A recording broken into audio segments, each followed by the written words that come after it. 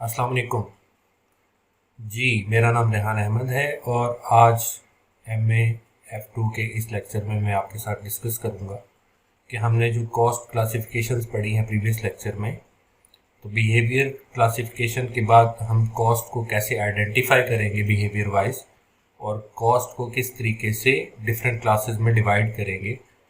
कुछ कॉस्ट ऐसी होती हैं जो हमें कलेक्टिवली दी होती हैं, तो हमें आइडेंटिफाई करना पड़ेगा कि उसमें से कितनी कॉस्ट वेरिएबल है और कितनी कॉस्ट फिक्स है।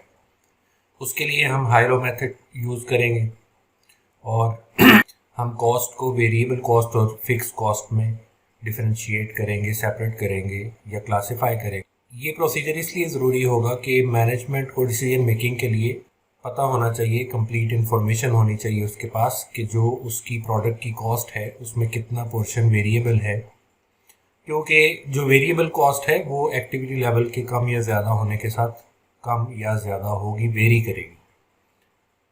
और जो फिक्स पोर्शन होगा कॉस्ट का वो एक्टिविटी लेवल के चेंज होने के साथ चेंज नहीं होगा।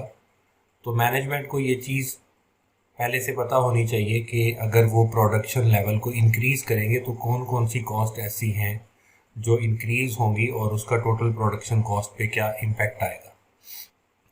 और फिक्स कॉस्ट की वजह से डेफिनेटली हमारी जो एवरेज कॉस्ट ऑफ प्रोडक्ट है वो भी, अगर हम एक एक्टिविटी लेवल को इंक्रीज़ करेंगे तो एक सर्टन लेवल तक हमारी एवरेज कॉस्ट डिक्रीज़ करती है। उस चीज़ को भी आइडेंटिफाई करने के लिए कॉस्ट को क्लासीफाई करना ज़रूरी है। तो इस लेक्चर में हम एक तो डिस्कस करेंगे कि कॉस्ट को कैसे आइडेंटिफाई करके हाई लो मेथड टेक्निक से उसको डिफरेंट क्लासेस में डिवाइड किया जाएगा। फिर हम उसके बाद कॉस्ट इक्वेशन को यूज़ करके कैसे कॉस्ट को क्लासिफाई करते हैं वो डिस्कस करेंगे। और एंड पे हम इसमें डिस्कस करेंगे cost coding, cost different cost को कैसे कोडिंग की जाती है, कोडिंग की क्या टेक्निक्स हैं और कहाँ पे वो अप्रोप्रिएट है कोडिंग टेक्निक्स। तो अभी हम स्टार्ट करते हैं आइडेंटिफाइंग कॉस्ट बिहेवियर से। Identifying cost behaviour.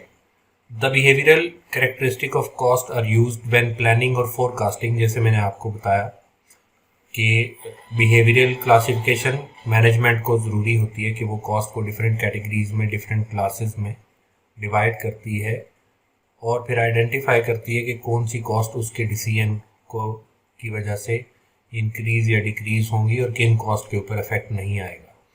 तो ये जो क्लासिफिकेशन है या कॉस्ट बिहेवियर क्लासिफिकेशन है, इसकी बेस पे जो डिसीजन इफेक्ट होगा वो प्रोडक्शन लेवल के बारे में जो मैनेजमेंट ने डिसीजन लेना है वो अफेक्ट होगा। When producing a forecast, it may be necessary to identify the type of behavior a cost is exhibiting. It is useful to remember the following. अब ये चीज़ें हम ऑलरेडी डिस्कस कर चुके हैं। Fix cost are constant in total वो change नहीं होती, इन पर यूनिट वो डिक्रीजिंग बिहेवियर होता है उनका, ये हम प्रीवियस लेक्चर में डिस्कस कर चुके हैं।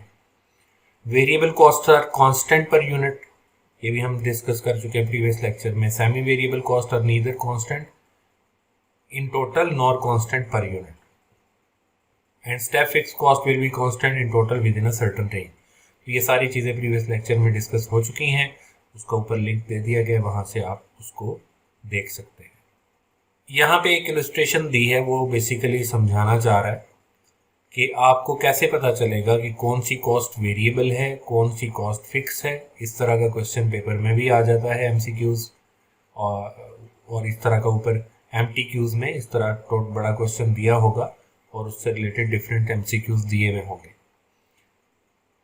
उसने 4 टाइप्स की कॉस्ट बताई हैं हमें यहाँ और सबका बिहेवियर भी बता दिया कि जो कॉस्ट टाइप 1 है वो 1000 यूनिट्स पे 19,000 है,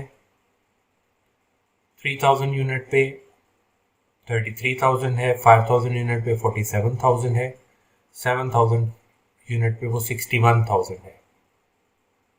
अब इन टोटल वो चेंज हो रही है, इंक्रीजिंग ट्रेंड की तरफ इंक्रीज हो रही है। इससे हम ये आइडेंटिफाई कर सकते हैं कि this cost is not fixed cost, क्योंकि फिक्स कॉस्ट की डेफिनेशन ये है कि वो इन टोटल कांस्टेंट रहेगी। सेकंड कॉस्ट भी अगर हम देखें तो वो भी इंक्रीज हो रही है। थर्ड कॉस्ट को देखें तो वो टोटली फिक्स्ड है। तो ये third cost is a fix cost. And fourth cost को अगर हम देखें तो वो भी 10,000 1,000 एंड 3,000 यूनिट पे सेम थी, देन 5,000 और 7,000 पे अगेन सेम है। तो फोर्थ कॉस्ट के बारे में हम बता सकते हैं कि this is step fix cost. लेकिन अगर कॉस्ट 1 और कॉस्ट 2 को हम देखें तो हमें एग्जैक्टली ये आइडिया नहीं होगा कि ये वेरिएबल कॉस्ट है या सेमी वेरिएबल कॉस्ट है। जो कॉस्ट कॉन्स्टेंटली एक्टिविटी लेवल के साथ इंक्रीज कर रही है वो या तो वेरिएबल होगी या वो सेमी वेरिएबल होगी। अब वेरिएबल और या सेमी वेरिएबल को आइडेंटिफाई करने के लिए हमें कॉस्ट पर यूनिट कैलकुलेट करनी पड़ेगी। कॉस्ट 3 और कॉस्ट 4 के लिए हमें कॉस्ट पर यूनिट कैलकुलेट करना जरूरी नहीं है। हम स्ट्रेट अवे आइडेंटिफाई कर सकते हैं कि this is a fix cost and this is a stepped fix cost. लेकिन कॉस्ट 1 एंड 2 के लिए हमें यूनिट कॉस्ट फाइंड करनी पड़ेगी। तो यहाँ पे यूनिट कॉस्ट अगर आप देखें, नीचे उसने टेबल बना दिया। कॉस्ट 1 1000 यूनिट पे इट वाज 19, 3000 पे इट वाज 11, 5000 पे इट वाज 9.4, 7000 पे it was 8.71, while cost 2 was 1.92 at activity level 1000, 1.92 at 3000, 1.92 at 5000 and 1.92 at 7000. The cost 2 is unchanged per unit, तो इससे हम आइडेंटिफाई कर सकते हैं कि ये जो कॉस्ट 2 है that is a variable cost, because variable cost का बिहेवियर पर यूनिट कांस्टेंट होता है, वो चेंज नहीं होती पर यूनिट। अगर कोई कॉस्ट एक्टिविटी लेवल इंक्रीज होने के साथ पर यूनिट कॉस्ट में डिक्रीज आ रहा है तो हम इसको कह देंगे कि ये सेमी वेरिएबल कॉस्ट है। So cost 1 is semi variable cost, और नीचे उसने चारों का बता दिया। नाउ हम सेमी वेरिएबल कॉस्ट और फिक्स कॉस्ट को सेपरेट करने के लिए हाइलो मेथड टेक्निक यूज करते हैं। अब हाइलो मेथड टेक्निक क्या है, इसके लिए एक तो ये फॉर्मूला याद रख लें कि total cost is a sum of fix cost and variable cost. Total cost is total fix cost plus variable cost per unit multiplied by activity level. तो जब आप इतने पोर्शन को ऐड करें, मल्टीप्लाई करेंगे आपस में, तो इससे आपके पास टोटल वेरिएबल कॉस्ट आ जाएगी।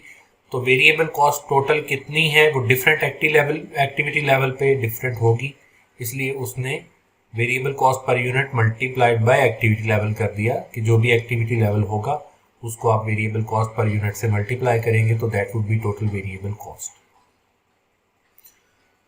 जबकि total fix cost will remain fix, वो हमें पर यूनिट लेने की जरूरत नहीं है। To be able to predict cost हम इसी फॉर्मूला को यूज करेंगे, लेकिन उससे पहले हमें ये आइडेंटिफाई करना है कि वेरिएबल कॉस्ट पर यूनिट कितनी है। देन उसको इस फॉर्मूला में पुट करके टोटल कॉस्ट के फॉर्मूला में हम आइडेंटिफाई कर सकते हैं, कैलकुलेट कर सकते हैं कि टोटल फिक्स कॉस्ट कितनी है। अब वो हम कैसे करेंगे आगे एक इलस्ट्रेशन से देखते हैं हम। द हाइलो मेथड स्टेप 1, उसमें तो ये होगा कि जो भी आपको कॉस्ट का टेबल दिया हुआ है उसमें आपको एक एक्टिविटी लेवल का कॉलम दिया हुआ होगा और एक आपको टोटल कॉस्ट का कॉलम दिया हुआ होगा। तो आपने एक्टिविटी लेवल वाले कॉलम में से जो हाईएस्ट एक्टिविटी लेवल है और जो लोएस्ट एक्टिविटी लेवल है, जो कि मेंशन भी कर दिया उसने, highest activity level and lowest activity level, इनको आपने आइडेंटिफाई कर लेना है। और उन एक्टिविटी लेवल्स के सामने जो आपको कॉस्ट्स गिवन है उनको भी आपने नोट डाउन कर लेना है, जैसा कि हम आगे टेबल में देखेंगे। उसके बाद आपने इस फॉर्मूला को यूज करके variable cost per unit calculate करनी है। Cost at high level of activity, cost at low level of activity, इस दोनों का difference divided by high level of activity minus low level of activity. Then आपने जो variable cost per unit है वो इस फॉर्मूला में पुट करके, वो कैसे होगा मैं आपको नेक्स्ट बताता हूँ। ये बेसिकली फॉर्मूलाज आपने याद करने हैं यहाँ पे। तो इस फॉर्मूला को हम उस केस में यूज कर सकते हैं कि हमारे पास 3 assumptions हम लेते हैं कि सबसे पहले the only thing causing any change in cost is change in activity. अब ये एक जनरल सी बात है कि कॉस्ट के का जो चेंज आता है कॉस्ट में वो सिर्फ एक्टिविटी लेवल की वजह से नहीं आता। There are many other factors that affect the cost, लेकिन यहाँ पे हम एज्यूम कर रहे हैं कि सिर्फ एक ही ऐसा फैक्टर है जो कॉस्ट को अफेक्ट कर रहा है, that is activity level. The cost under consideration is potentially semi variable. ये भी हमने एजम्पशन ली है, समटाइम कॉस्ट सेमी वेरिएबल नहीं होती, लेकिन हम एज्यूम कर रहे हैं कि that is semi variable. And the relationship जो उसका कॉस्ट बिहेवियर है दैट इज लीनियर। अब कॉस्ट में हम एज्यूम कर रहे हैं कि जो चेंज आ रहा है that is a linear change, वो एक कर्व नहीं है, या उसमें जो इंक्रीज का रेट है या डिक्रीज का रेट है वो इंक्रीजिंग रेट और डिक्रीजिंग रेट नहीं है, यानी हम एक कांस्टेंट रेट के साथ उसका इंक्रीज एज्यूम कर रहे हैं। हम ये एज्यूम कर रहे हैं कि जो वेरिएबल कॉस्ट का ग्राफ है, यानी जो हमारी वेरिएबल कॉस्ट हमने पढ़ा कि वो इंक्रीज होती है, तो हम एज्यूम कर रहे हैं कि वो एक स्ट्रेट लाइन पे इस तरह इंक्रीज हो रही है, यानी अपवर्ड जा रही है अगर, तो वो इस तरीके से स्ट्रेट लाइन की शक्ल में ऊपर जा रही है। ये तो 3 एजम्पशंस हो गई हमारी। यहां पे वो हमें बता रहा है कि आपको आउटपुट लेवल दिए हुए हैं, आपको टोटल कॉस्ट दी हुई है। Lowest output level is 200, highest output level is 400। अब हमने आउटपुट लेवल या एक्टिविटी लेवल को देखना है, लोएस्ट और हाईएस्ट। हमने कॉस्ट लोएस्ट और हाईएस्ट नहीं देखनी, तो ये ऑटोमेटिक है कि जो हाईएस्ट लेवल होगा उस पर कॉस्ट भी हाई होनी चाहिए। लेकिन हम जो हाईएस्ट और लोएस्ट लेवल देखेंगे वो एक्टिविटी लेवल या आउटपुट लेवल का देखेंगे। यहां पे आप एक बात समझ लें कि ये जो आपकी कॉस्ट 7000 से 9000 पे चली गई है, अगर आपकी 200 यूनिट इंक्रीज हुई है आउटपुट में और आपकी कॉस्ट 700 से 9000 पे 7000 से 9000 पे चली गई है, तो ये जो 2000 का इंक्रीज आया है that is an increase in variable cost. Because हमें पता है कि आपका एक्टिविटी लेवल 200 हो, 300 हो या 400, इन तीनों लेवल्स पे जो फिक्स्ड कॉस्ट होगी वो चेंज नहीं होगी। तो इस 7000 में फिक्स कॉस्ट, 8000 में फिक्स कॉस्ट और 9000 में जो फिक्स कॉस्ट है वो सेम है। इट मीन्स कि 7000 से 9000 तक जो कॉस्ट में चेंज आया है that is total change in variable cost. तो वी कैन से कि ये जो 2000 का चेंज आया, 200 यूनिट हमने एक्स्ट्रा बनाई, कॉस्ट में 2000 चेंज कॉस्ट एक्स्ट्रा लगी, तो पर यूनिट कितनी कॉस्ट एक्स्ट्रा लगी, that is variable cost per unit. यानी हर एक्स्ट्रा यूनिट को बनाने पे कितनी एक्स्ट्रा कॉस्ट लगी, उसके लिए अगर हम फॉर्मूला यूज कर लें तो वो सिंपली यूं होगा कि आप टोटल चेंज इन कॉस्ट को 2000 को डिवाइड कर देंगे 200 पे, तो आपका आंसर आ जाएगा 10। इट मीन्स कि आपकी जो वेरिएबल कॉस्ट पर यूनिट है वो $10 पर यूनिट है। तो इसके लिए जो फॉर्मूला हमने ऊपर डिस्कस किया था वो फॉर्मूला का कॉन्सेप्ट यही है कि आप चेंज इन कॉस्ट यानी 9000 माइनस 7000 जो उसने यहां नीचे लिखा है, चेंज इन कॉस्ट को डिवाइड कर देते हैं change in number of units पे, दैट इज 400 माइनस 200, तो आपका आंसर जो आएगा वो 10 पर यूनिट आएगा। दिस 10 पर unit is variable cost per unit, it is not total variable cost. अब हमने ये देखना है कि फिक्स कॉस्ट कितनी है।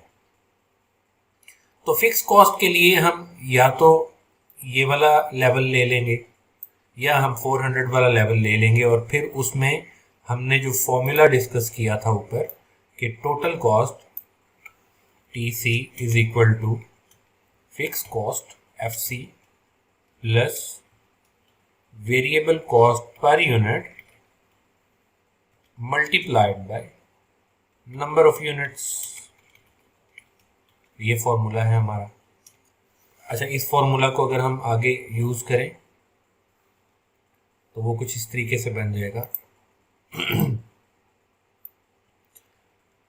अब देखें, हमने ये 200 वाला आउटपुट लेवल ले लिया, तो यहाँ पे टोटल कॉस्ट है 7000।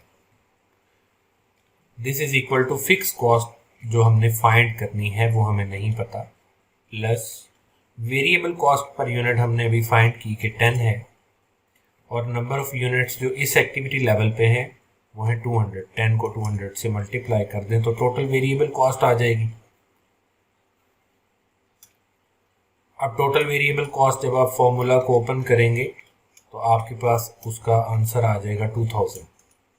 अब 2000 को आप 700 में इक्वल के उस साइड पे लेके जाएंगे तो वो 7000 में से 2000 माइनस कर देंगे तो आपके पास फाइनल आंसर आ जाएगा फिक्स कॉस्ट का, विच इज 5000। अब हमें पता चल गया कि एक्टिविटी लेवल कुछ भी हो, हमारी जो फिक्स कॉस्ट होगी वो 5000 होगी। अब हमें वो नेक्स्ट लेवल पे ये पूछेगा कि if activity level is 350 what is total cost, if activity level is 600 what is total cost then. तो हम इजीली हमारा जो टोटल कॉस्ट का फॉर्मूला है उसको यूज करके हम ये दोनों लेवल्स पे हम अपनी टोटल कॉस्ट फाइंड कर सकते हैं। अगेन यहाँ फॉर्मूला लिखेंगे हम, total cost is equal to fix cost plus variable cost per unit multiplied by number of units. तो हमने जो सी पार्ट में आउटपुट लेवल 350 है, 350 लेवल पे टोटल कॉस्ट फाइंड करनी है, तो total cost is equal to fix cost is 5000 plus जो अभी हमने ऊपर फाइंड की थी fix cost 5000 plus variable cost per unit is 10 and now activity level is 350। तो 10 को हम मल्टीप्लाई कर देंगे 350 के साथ, तो हमारे पास टोटल कॉस्ट जो आ जाएगी टोटल वो आएगी 5000 प्लस 10 मल्टीप्लाइड बाय 350 इज 3500 और फाइनली हमारा जो आंसर आएगा दैट इज 8500। तो वी कैन आइडेंटिफाई कि अगर एक्टिविटी लेवल 350 होगा तो टोटल कॉस्ट वुड बी 8500। तो सेम फॉर्मूला यूज करके आप 600 यूनिट पे भी फाइंड कर सकते हैं। हम यहाँ पे 350 की जगह 600 कर देते हैं, तो ये जो वेरिएबल कॉस्ट होगी टोटल वो 6000 हो जाएगी और हमारी जो टोटल कॉस्ट है वो 11000 हो जाएगी। तो इस तरीके से हम हाई लो मेथड यूज करके तो टोटल कॉस्ट फाइंड कर सकते हैं किसी भी एक्टिविटी लेवल पे। लेकिन ये तो सिंपल कैलकुलेशन है जब आपके फिक्स कॉस्ट और वेरिएबल कॉस्ट में किसी तरह का चेंज नहीं आ रहा, मींस कि आपकी fix cost step fix cost नहीं है, वो एक सिंपल फिक्स कॉस्ट है। किसी भी एक्टिविटी लेवल पे वो फिक्स कॉस्ट रहेगी, इक्वल ही रहेगी, वो चेंज नहीं होगी। लेकिन समटाइम्स ऐसा भी होता है कि आपकी fix cost step fix cost होती है, तो ऐसे केस में आपको आइडेंटिफाई करना पड़ेगा कि किस लेवल पे जाके आपकी कॉस्ट स्टेप अप कर रही है, तो उस लेवल के बाद आपकी जो फिक्स कॉस्ट होगी डेफिनेटली वो चेंज हो जाएगी, जंप अप करेगी, एक नए लेवल पे चली जाएगी। इसी तरह वेरिएबल कॉस्ट में भी जब आप बल्क बाइंग करेंगे तो आपको वेरिएबल कॉस्ट में डिस्काउंट मिल जाएगा। तो ये आपने आइडेंटिफाई करना है कि किस लेवल पे जाके डिस्काउंट मिलेगा। तो फिर अगर आपका लेवल ऑफ एक्टिविटी उससे अबव है तो वहां पे आपका जो वेरिएबल कॉस्ट का अप्लाई होगा रेट, वो डिस्काउंटेड रेट अप्लाई होगा। तो इसको हम आगे ऑप्शंस में देखते हैं। नेक्स्ट, ये टेस्टेड अंडरस्टैंडिंग आप सेम कॉन्सेप्ट पे आप सॉल्व कर सकते हैं। तो यहाँ पे वो दो चीजों में से जो पहली है high low method with step fix cost, कि एक सर्टन लेवल पे वो हमें बता देगा कि एक सर्टन लेवल पे जाके हमारी फिक्स कॉस्ट स्टेप अप करेगी। तो अगर हमने उस लेवल के बाद कॉस्ट फाइंड करनी है या उस लेवल से प्रीवियस कॉस्ट को फाइंड करना है, तो we have to adjust fix cost, we have to convert it to upper level और लोअर लेवल। अब स्टेप फिक्स कॉस्ट में हमने ग्राफ देखा था कि वो बिल्कुल स्टेप्स की शक्ल में, सीडी की शक्ल में बनता है। तो हमें अबव स्टेप पे जाना है या लोअर स्टेप पे आना है, वो हम देखेंगे क्वेश्चन की रिक्वायरमेंट के अकॉर्डिंग। अब यहाँ पे हमें उसने कुछ चीजें बताई हैं, वो मैं आपको वैसे बता देता हूँ कि पहली बात तो ये है कि जब इस तरह का सिनेरियो आ जाए कि आपकी फिक्स कॉस्ट स्टेप अप कर रही है, फिर आपने जो हाई लेवल और लो लेवल्स लेने हैं एक्टिविटी में, वो या तो दोनों ही स्टेप अप वाले लेवल से अबव वाले लेंगे या दोनों ही बिलो वाले लेंगे, अदरवाइज आपकी वेरिएबल कॉस्ट पर यूनिट सही नहीं आएगी। जैसे इस इलस्ट्रेशन में उसने बताया कि हमारे ये 3 एक्टिविटी लेवल हैं, लेकिन वेरिएबल कॉस्ट पर यूनिट तो कांस्टेंट है, but fix cost step up कर रही है 10% if activity level exceeds 5500 units. तो ये बड़ा इंपॉर्टेंट चीज है ये, कि हमारी फिक्स कॉस्ट कब स्टेप अप कर रही है। तो वो स्टेप अप कर रही है 5500 यूनिट्स के बाद। अब अगर हम अपने एक्टिविटी लेवल को ऑब्जर्व करें तो दैट इज 4000, 6000 एंड 7500। तो 6000 and 7500 both are above 5500 while 4000 is below 5500। तो हम इन दोनों को ही कंसिडर करेंगे। जो लो लेवल है 4000 इसको इग्नोर करेंगे। अब जब हम वेरिएबल कॉस्ट पर यूनिट का फॉर्मूला लगाएंगे तो वो इस तरह होगा कि variable cost per unit change in total cost which is 54,800 minus 5000।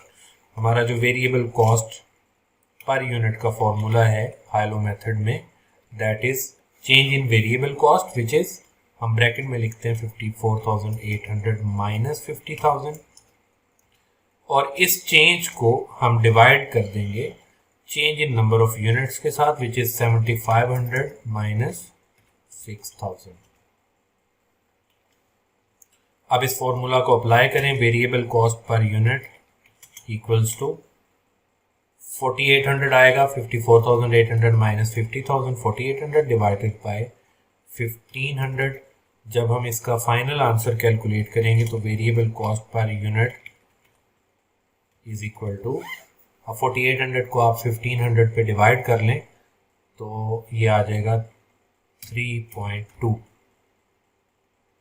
तो हमारी जो वेरिएबल कॉस्ट पर यूनिट है दैट इज 3.2। लेकिन हमारी जो फिक्स कॉस्ट है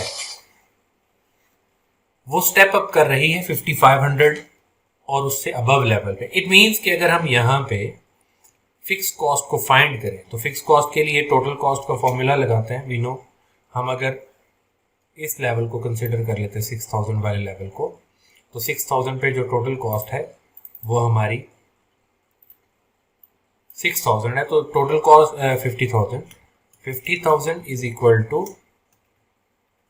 फिक्स कॉस्ट जो कि हमने फाइंड करनी है, plus variable cost per unit जो कि 3.2 हमने फाइंड की, multiply by number of unit जो कि 6000।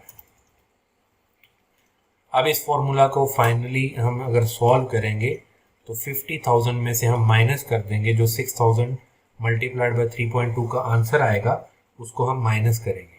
तो अगर आप 6000 मल्टीप्लाइड बाय 3.2 करेंगे तो वो आ जाएगा 19,200। 19,200 को आप उसमें से माइनस कर दें, वो आपका फिक्स कॉस्ट का आंसर आ गया विच इज इक्वल टू 30,800। ये आपकी आ गई फिक्स कॉस्ट 30,800। अब वो हमसे जो सवाल पूछ रहा है वो ये है कि अगर आपका एक्टिविटी लेवल 5000 होगा तो आपकी टोटल कॉस्ट कितनी होगी। यहाँ पे हमें ये याद रखना होगा कि हमारी जो फिक्स कॉस्ट है वो 5500, यानी यहाँ पे अगर हम एक बॉर्डर लाइन लगाएं तो इससे अबव हमारी जो फिक्स कॉस्ट है और इससे जो बिलो फिक्स कॉस्ट है वो डिफरेंट है। तो 5500 के बाद अगर कॉस्ट में 10% इंक्रीज आ रहा है तो इट क्लियरली मीन्स कि हमारी फिक्स कॉस्ट स्टेप अप होके 110% हो जाएगी। और अगर वो कॉस्ट बिलो 5000 है, 5500 है, तो वो कॉस्ट 100% है। तो इससे हमें ये पता चला कि जो हमारी कॉस्ट 30,800 फिक्स कॉस्ट है दैट इज 110%।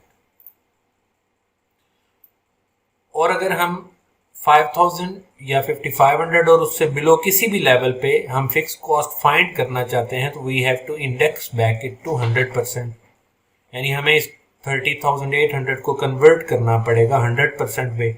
उसके लिए हम क्या करेंगे, 30,800 को डिवाइड करेंगे 110 से, जो उसका इंडेक्स है या जो उसकी परसेंटेज है, जो आंसर आएगा उसको मल्टीप्लाई कर देंगे 100% से। बेसिकली ये टेक्निक वही है कि अगर आपको एक परसेंटेज को किसी दूसरी परसेंटेज पे कन्वर्ट करना हो तो जितने परसेंट है उस पर डिवाइड करेंगे और जिस पे कन्वर्ट करना है उससे मल्टीप्लाई करेंगे। तो इसको आप कैलकुलेट कर लेंगे, जो भी आपका आंसर आएगा वो आप इनपुट करेंगे अपने फॉर्मूला में टोटल कॉस्ट में, तो वो 5000 यूनिट की टोटल कॉस्ट आ जाएगी वॉट एवर इट इज। तो हमें फिक्स कॉस्ट को पहले कन्वर्ट करना है उसकी रेलेवेंट परसेंटेज पे, अगर स्टेप फिक्स कॉस्ट का क्वेश्चन होगा। तो ये उसने नीचे सॉल्व करके दिखाया है कि 30,800 को डिवाइड किया 110 से, मल्टीप्लाई बाय 100, तो वो 28,000 टोटल फिक्स कॉस्ट आ गई below 5500। Above 5500 it is 30,800 which is 10% more than the level below 5500। इस वजह से उसने उसको 100 पे इंडेक्स किया तो 28,000 आ गया। अब टोटल कॉस्ट के फॉर्मूला में उसने इनपुट की जब सारी चीजें 44,000 टोटल कॉस्ट आ गई। एक क्वेश्चन तो ये हो गया कि अगर आपकी फिक्स कॉस्ट स्टेप अप कर रही है। दूसरा केस ये है कि if your variable cost is also changing, मतलब दोनों में से एक चेंज हो रही है या समटाइम दोनों भी चेंज हो रही होती है। तो वेरिएबल कॉस्ट कब चेंज होती है? जब आप बल्क बाइंग करेंगे तो आपको डिस्काउंट मिल जाएगा, तो एक सर्टेन लेवल के बाद आपकी वेरिएबल कॉस्ट डिक्रीज हो जाएगी पर यूनिट। जैसे यहाँ पे इस क्वेश्चन में इलस्ट्रेशन में उसने बताया कि variable cost 350 unit and above आपकी जो वेरिएबल कॉस्ट है that is 10% lower than the cost below 350 units. अब यहाँ पे जो चेंज इन कॉस्ट आ रहा है वो 350 यूनिट्स पे आ रहा है, तो हम हाई लो वाले दोनों लेवल्स ये वाले ले लेंगे 200 एंड 300। हम 400 को इग्नोर कर देंगे क्योंकि that is the only level which is above 350। तो हमें हाई लो मेथड के लिए जब फॉर्मूला अप्लाई करना है तो उस पर ना फिक्स कॉस्ट चेंज हो रही हो, ऐसे दो लेवल लेने हैं जिनमें फिक्स कॉस्ट भी चेंज ना हो रही हो और वेरिएबल कॉस्ट भी चेंज ना हो रही हो। तो या तो वो दोनों इस 350 वाले लेवल से अबव होने चाहिए या दोनों ही 350 वाले लेवल से बिलो होने चाहिए। तो हमारे पास क्योंकि बिलो है तो हम यही लेंगे, फॉर्मूला अप्लाई करेंगे जैसे सॉल्व किया उसने ये, तो वेरिएबल कॉस्ट पर यूनिट 10 आ गई। वेरिएबल कॉस्ट पर यूनिट 10 है जब आपकी यूनिट्स 350 या उससे बिलो है। जब आपकी नंबर ऑफ यूनिट 350 से ज्यादा हो जाएंगी तो आपको वेरिएबल कॉस्ट पर यूनिट में 10% डिस्काउंट मिल जाएगा। तो $10 पे 10% डिस्काउंट लेके तो जो फाइनल वेरिएबल कॉस्ट आएगी अबव 350 यूनिट्स वो हो जाएगी $9 पर यूनिट। वो आगे उसने कैलकुलेट भी किया होगा क्योंकि 10% डिस्काउंट मिल रहा है हमें, तो वो $9 पर यूनिट आ गई। ये 90% से उसने मल्टीप्लाई किया विच इज 9%। तो जब भी हमें 350 से अबव लेवल, जैसे उसने बोला कि you should calculate the total cost of 450 units, तो हमें इसके लिए वेरिएबल कॉस्ट को, फिक्स कॉस्ट तो हमने कैलकुलेट कर ली कि 8000 है, 5000 है, तो अब 5000 प्लस 450 मल्टीप्लाइड बाय 9। अब 450 मल्टीप्लाइड बाय 10 नहीं करेंगे क्योंकि 10 तो वेरिएबल कॉस्ट है 350 से बिलो लेवल पे। तो जब हमारा अबव 350 लेवल होगा तो हमारी वेरिएबल कॉस्ट 10 की जगह 9 हो जाएगी बिकॉज देयर इज 10% डिस्काउंट अगर हम 350 से ज़्यादा यूनिट्स बनाते हैं। तो 450 यूनिट्स पे हमारी टोटल कॉस्ट होगी 5000 fix cost plus variable cost per unit which is 9 multiplied by 450, तो वो हमारा आंसर आ जाएगा 9050। तो ये दो केसेस हैं कि अगर वेरिएबल कॉस्ट हो या फिक्स कॉस्ट में चेंज आ रहा हो तो हम उसको किस तरह एडजस्ट करते हैं। तो ये टेस्ट योर अंडरस्टैंडिंग भी आप इसी मेथड को यूज करके सॉल्व कर सकते हैं इजीली।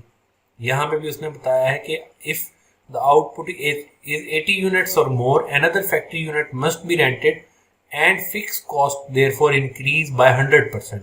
जो भी इन लेवल्स में, अब यहाँ पे क्योंकि चेंज जो आ रहा है वो हमारा 80 यूनिट एंड अबव पे आ रहा है और हमें जो सारी गिवन है वो मैक्सिमम 50 है, तो हम इसमें इसी को 26 को लो लेवल लेंगे और 50 को हाई लेवल लेंगे।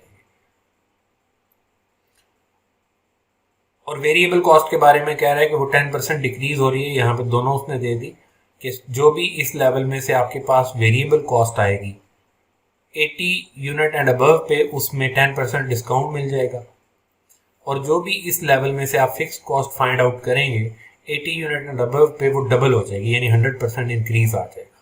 तो हम जब कैलकुलेट करेंगे 100 यूनिट्स का टोटल कॉस्ट, तो हम वेरिएबल कॉस्ट को 10% डिस्काउंट पे लेंगे और जो भी फिक्स कॉस्ट इसमें से आप फाइंड करेंगे वो डबल करके तो इसमें हम इनपुट करेंगे। एडवांटेजेस क्या हैं? It relies on the main advantage of high low method is that it is easy to understand and easy to use, लेकिन लिमिटेशन ज़्यादा हैं कि हम हिस्टोरिक डाटा पे रिलाई करके कैलकुलेशन तो कर सकते हैं, हम फ्यूचर को प्रेडिक्ट नहीं कर सकते इसकी बेस पे, because we do not know कि हमें फ्यूचर में किस तरह कॉस्ट का बिहेवियर चेंज होगा, कब डिस्काउंट मिलेगा, कब कॉस्ट स्टेप अप करेगी। It assume that activity level और द ओनली फैक्टर अफेक्टिंग, हमने जब शुरू में एजम्पशन ली थी तो वो यही थी कि there is only one factor affecting cost, that is activity level, जबकि there are many other factors जो कि कॉस्ट को अफेक्ट करते हैं। It uses only two values, highest और लोएस्ट। मिडिल में क्या बिहेवियर है, कैसे वो वेरी कर रही हैं, वो हम कंसिडर ही नहीं करते। और बल्क डिस्काउंट में भी available for purchasing resources in large quantities, तो वो बल्क डिस्काउंट को भी हम कंसिडर नहीं करते। तो नेक्स्ट इसमें हेडिंग है cost equation, y is equal to a plus B X. तो ये वही सेम इक्वेशन है जो अभी हमने ऊपर यूज की। Total cost equals to fix cost less variable cost per unit multiplied by number of units. तो total cost is y, fix cost is a, b is variable cost per unit and x is number of units. तो वो सारी चीजें उसने explain कर दी नीचे, ये सारी चीजें उसने नीचे लिख दी। तो y एक वेरिएबल है total cost, that is dependent upon x number of unit. Number of unit कम या ज्यादा होंगे तो y यानी टोटल कॉस्ट चेंज होगी, इसलिए x इंडिपेंडेंट वेरिएबल है और y डिपेंडेंट वेरिएबल है। तो y की वैल्यू डिपेंड कर रही है वैल्यू ऑफ x पे, यानी टोटल कॉस्ट डिपेंड कर रही है नंबर ऑफ यूनिट्स पे। जितनी total cost number of units change होंगी उस हिसाब से टोटल कॉस्ट भी चेंज होगी। सारे फैक्टर्स को कंसिडर करें तो स्टेप अप हो सकती है फिक्स कॉस्ट, वेरिएबल कॉस्ट पे डिस्काउंट मिल सकता है। तो ये सारी चीज़ें हमारी टोटल कॉस्ट को अफेक्ट करती हैं, लेकिन उसका बेसिक कॉस्ट जो है वो नंबर ऑफ यूनिट्स ही है। नेक्स्ट उसने ये चीज़ें वही लिखी। इस तरह का क्वेश्चन जो पेपर में आता है वो कोई इतना टेक्निकल नहीं होता, आपने कैलकुलेट नहीं करना होता। बेसिकली आपको एक कॉस्ट इक्वेशन दी होती है जैसे ये, तो वो आपको कहता है कि आप इसमें आइडेंटिफाई करें कि फिक्स कॉस्ट कितनी है। यहाँ पे अगर हम देखें तो ये 5000 फिक्स कॉस्ट है। वेरिएबल कॉस्ट पर यूनिट कितनी है, तो वो 10 जो लिखा हुआ है वेरिएबल कॉस्ट पर यूनिट है। x basically number of units है और y टोटल कॉस्ट है। तो ये इसका ग्राफ अगर बनाया जाए तो ये है, यहाँ पे वो जो दिखा रहा है ना, ये यहाँ से ग्राफ शुरू हो रहा है, तो ये y इंटरसेप्ट है। y intercept is fix cost. Total cost जब मिनिमम होती है तो वो इक्वल टू फिक्स कॉस्ट होती है। टोटल कॉस्ट कभी भी जीरो नहीं होती। अगर आप प्रोडक्शन नहीं भी कर रहे, जीरो यूनिट बना रहे हैं, तब भी आपको फैक्ट्री रेंट तो पे करना ही पड़ेगा। तो वो जितना फैक्ट्री रेंट होगा वो फिक्स कॉस्ट है और वो आपकी मिनिमम टोटल कॉस्ट है, बाकी आगे उससे इंक्रीज होता जाएगा। तो आपके डिफरेंट लेवल पे variable cost per unit constant है, एक स्ट्रेट लाइन बन रही है, इसलिए हम एज्यूम कर रहे हैं, हमें पता चल रहा है कि ये कांस्टेंट है, ये ओरिजिन है, व्हाटएवर। ये हमें कोई इतना टेक्निकल क्वेश्चन इससे रिलेटेड नहीं आता। सिंपल क्वेश्चन है, if y is equal to 8000 plus 40x, तो 8000 is fix cost, 40 is variable cost per unit. Now अगर आपको वो कह रहे हैं कि 200 यूनिट की टोटल कॉस्ट फाइंड करें तो x की जगह 200 पुट करें, तो 200 मल्टीप्लाई बाय 40 8000 हो जाएगा, प्लस 8000 वो 16000 आंसर आ गया। नीचे वर्किंग कैलकुलेट की है उसने। ये भी उसी तरह का क्वेश्चन है, नेक्स्ट भी उसी तरह का क्वेश्चन है, तो इसमें कोई टेक्निकल चीज़ नहीं है। और फाइनल जो इसमें टॉपिक है वो कॉस्ट कोड्स है। जिस तरह क्लास में बच्चों के रोल नंबर्स होते हैं, उनको आइडेंटिफाई करने के लिए बहुत ज़्यादा बच्चे होंगे क्लास में तो उनके नाम टीचर को याद नहीं रहते, रोल नंबर याद रखना ईजी है। इसीलिए इस तरह कॉस्ट को भी हम कोड कर लेते हैं, हम कॉस्ट की कोडिंग कर लेते हैं कि ताकि हमें एक यूनिफॉर्मिटी मिल जाए। हम हर दफ़ा कॉस्ट को जब अल्फ़ाबेटिकली एंटर करेंगे, सेंटेंसेस एंटर करेंगे, तो हो सकता है हम डिफरेंट सेंटेंस हर दफ़ा एंटर करें। तो बाद में जब हमने फ़िल्टर करना होगा, किसी पर्टिकुलर कॉस्ट को सेपरेट करना होगा, तो हमें वो तलाश करना मुश्किल होगा। जबकि कोडिंग से फ़ायदा ये होगा कि एक कॉस्ट का एक स्पेसिफिक कोड है, एक नंबर है, हम वो नंबर इनपुट करके सारी उससे रिलेटेड कॉस्ट को समराइज़ कर सकते हैं। A code is a system of symbol designed to be applied to a classified set of items to give a brief accurate reference which help entry into the records collation and analysis। तो इसका जो main purpose है coding का वो simple आसानी पैदा करना है यूज़र के लिए। अब टाइप ऑफ कोड में एक तो जेनरिक और फंक्शनल कोड है। वो क्या है कि आप कॉस्ट को करेक्ट कॉस्ट सेंटर में एंटर करने के लिए उसको एक स्पेसिफिक कोड दे देते हैं कि जिसमें जैसे नीचे उसने एग्जांपल से समझाया कि if an expense of machine group 7, machine multiples हैं, तो आपके पास 10 मशीनें लगी हुई हैं, तो एक मशीन है मशीन 7, तो आप उसका कोड रख लेते हैं 07। इसी तरीके से जो डिफरेंट टाइप के मटेरियल्स हैं, डायरेक्ट मटेरियल है, इनडायरेक्ट मटेरियल है, तो डायरेक्ट मटेरियल का आपने एक कोड रख दिया 20, 22, 50, 70, वॉट एवर जो आप एक दफ़ा डिसाइड कर लें। यहाँ पे जैसे उसने एग्जांपल दी है कि इनडायरेक्ट मटेरियल का आपने 23 कोड रख लिया, तो अगर आपके पास कोड आ जाएगा 0722, तो इससे आप आइडेंटिफाई कर लेंगे कि ये 07 मीन्स मशीन ग्रुप 7 है और 23 का मतलब है कि indirect material. If an expense of a canteen is identified as frozen peas, then its cost code might be 16। आपने एक कॉस्ट सेंटर का कोड दे दिया, followed by 02 represents a food purchase। तो अगर आपका कोड 1602 है तो इट मीन्स के 16 कोड है कॉस्ट सेंटर कैंटीन का और 02 कोड है फूड परचेज का, तो 1602 टोटल कोड बन जाएगा। तो ये तो फंक्शनल कोडिंग है। फिर एक होता है स्पेसिफिक कोड। स्पेसिफिक कोड और फंक्शनल कोड में सिर्फ ये डिफरेंस है कि ये फंक्शनल कोड ये 16 सेपरेट, 02 सेपरेट, 07 सेपरेट और 23 सेपरेट ये फंक्शनल कोड्स हैं। लेकिन जब इनको ज्वाइन करके हम स्पेसिफिक कॉस्ट का कोड बना लेते हैं जैसे 072304, तो ये हमें इससे आइडेंटिफाई हो जाएगा मशीन ग्रुप 7, इनडायरेक्ट मटेरियल और मटेरियल टाइप है ऑयल, जो कि नीचे उसने लिखा हुआ है। तो ये बेसिकली ऑयल का कोड है जो यूज़ हो रहा है as an indirect material machine group 7 में। इसी तरीके से 160219 अब कोड है पीस का, फ्रोज़न पीस का, जो कि यूज़ हो रही हैं आपकी, जो कि फूड परचेजेस में आ रही हैं और वो यूज़ होंगी कैंटीन में। तो ये बेसिकली तो 160219 कोड है फ्रोज़न पीस का, लेकिन वो कहाँ यूज़ हो रही हैं और वो किस चीज़ से रिलेट कर रही हैं वो हम एक स्पेसिफिक कोड इस तरह बनाते हैं। इसी तरीके से सम टाइम हम अल्फ़ाबेट्स भी यूज़ कर लेते हैं, जैसे उसने एस सेल रिप्रेजेंटेटिव को एस, ईस्टर्न डिवीजन को ईडी, पेट्रोल को पी से आइडेंटिफाई किया, तो वो इस तरह भी होता है। कोडिंग सिस्टम में सीक्वेंशियल कोड है। सीक्वेंशियल कोड में तो सिर्फ एक सीक्वेंस से कोड देते हैं 001, 002, 003, आपने एक पेज पे नोट कर लिए, फिर जो आइटम आपके जहन में आ रही है उनके सामने लिखते जाए। तो वो एक सीक्वेंस से बस सारे कोड लिख दिए, उनमें कोई क्लासिफिकेशन नहीं होती। हो सकता है 001 कोड जो हो वो रेवेन्यू का हो, 003 कोड जो है वो किसी कैपिटल आइटम का हो, 004 किसी एक्सपेंस का हो, तो इसमें कोई सीक्वेंस नहीं होता, कोई सीक्वेंस होता है, क्लासिफिकेशन नहीं होती।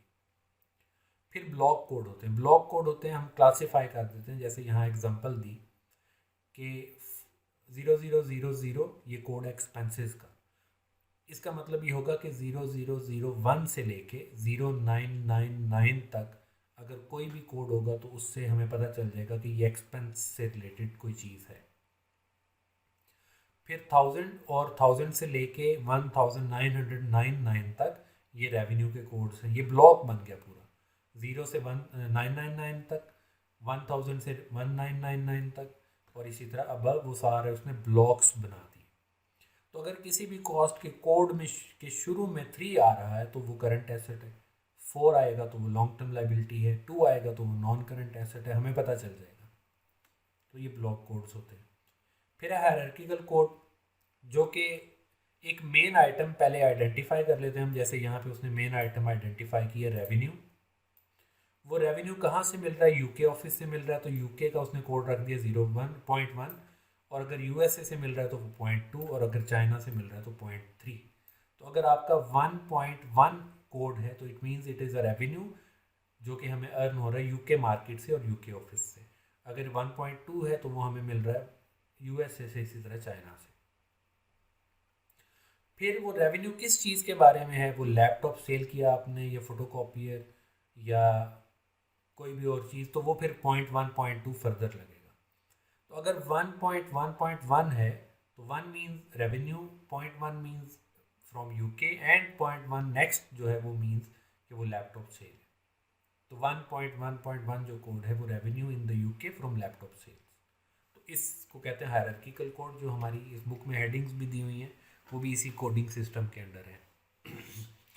फिर सिग्निफिकेंट डिजिट कोड्स, जैसे यहाँ पे उसमें कोई स्पेसिफिक डिजिट है, 2000 है पेपर फाइल ड्राइवर का डिवाइडर का, 2010 तो वो 10 pack of paper file divider, 2020 तो वो 20 पैक्स है, 2030 तो 2000 जो कोड है वो पेपर डिवाइडर्स का है, और आगे 10, 20, 30 रिप्रेजेंट करते हैं number of divider in the packet.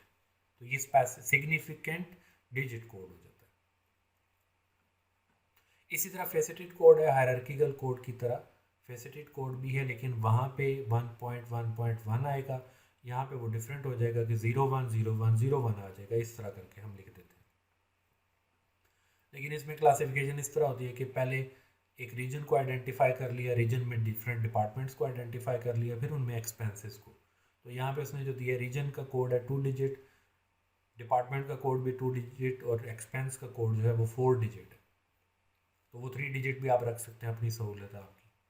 उसमें कोई स्पेसिफिक रूल नहीं है कि आपने ज़रूरी कोई एक टाइप का कोड यूज़ करना है। तो यहाँ पे फेसेट 3 जो है, जो कि एक्सपेंस है, ये यूजुअली 4 डिजिट यूज़ होता है, क्योंकि आपके एक्सपेंसेस समटाइम ऐसे होते हैं कि वो 1000 की रेंज में चले जाते हैं, तो इसलिए एहतियातन वो 4 डिजिट उसको यूज़ कर रहा है। फिर नेमोनिक कोड्स होते हैं जो कि अल्फ़ाबेटिक शॉर्टकट्स, एब्रीवेशन जिनको हम कहते हैं, जैसे ACCA है, तो ये एक नेमोनिक कोड है, association of chartered certified accountant. Non current asset के लिए NCA, एक्सपेंसेस के लिए EXP, और रेवेन्यू के लिए REV। तो ये फिर जो नेमोनिक कोड होते हैं ये हमेशा कैपिटलाइज्ड लेटर्स में लिखते हैं, इनमें हम स्मॉल लेटर्स नहीं लिखते। तो ये डिफरेंट टाइप के कोडिंग सिस्टम है जो कि हम यूज़ करते हैं ऑर्गेनाइजेशन में कॉस्ट की कोडिंग के लिए। लेकिन इनमें से कौन सा आप सिस्टम यूज़ करें, इसके लिए कोई गाइडेंस, कोई स्पेसिफिक रूल नहीं है। जो आपको इजी लगता है वो आप यूज़ कर सकते हैं। तो यहाँ पे हमारा चैप्टर 4 एंड हो गया। नेक्स्ट लेक्चर से हम चैप्टर 5 स्टार्ट करेंगे।